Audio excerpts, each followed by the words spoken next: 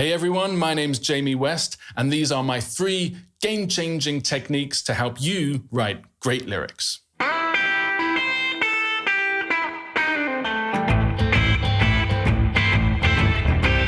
Tip number 1, learn from the greats. That's what my series, How to Write Great Lyrics, is all about. I look at songwriters Tom Waits, Bob Dylan, Dolly Parton, Maya Angelou, Ben Harper, and I look at the specific techniques that they use to create great lyrics. And that's what they did. Usually, other songwriters are obsessed with songs, obsessed with lyric writing, and they go and study the people who came before them. But it can be quite hard to know exactly how to analyze it, and that's why I created the series, so that I could guide you through some of the techniques and pass on some of the knowledge I've learned over the last long time studying this.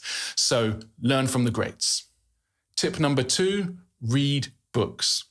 The basic principle is good words go in, good words come out.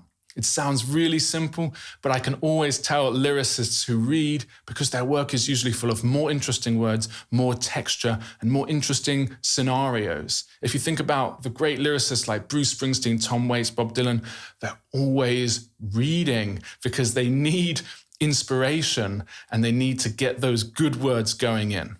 Next question is, what should you read? Well, whatever takes your fancy. Don't let anyone tell you what you should or shouldn't be reading or make you feel bad about anything. Walk into a bookshop, a library, pick stuff up, browse it, and just see what grabs you. That's going to be the most important thing. When I'm writing lyrics, I like to read poetry. And here's a few things I like to read. W.H. Auden. I just pick up the book at random. The Nights, The Railway Arches, The Bad Sky. Oh, it's fantastic already. The Bad Sky. I'm already inspired.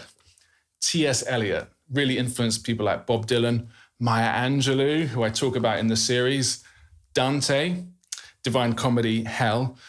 All these people, for me, they're very exciting to read, and they work me up into a frenzy. And a lot of times I just read a bit and then I can't help but go and sit down and write some lyrics myself. Tip number 3, don't be afraid, just start.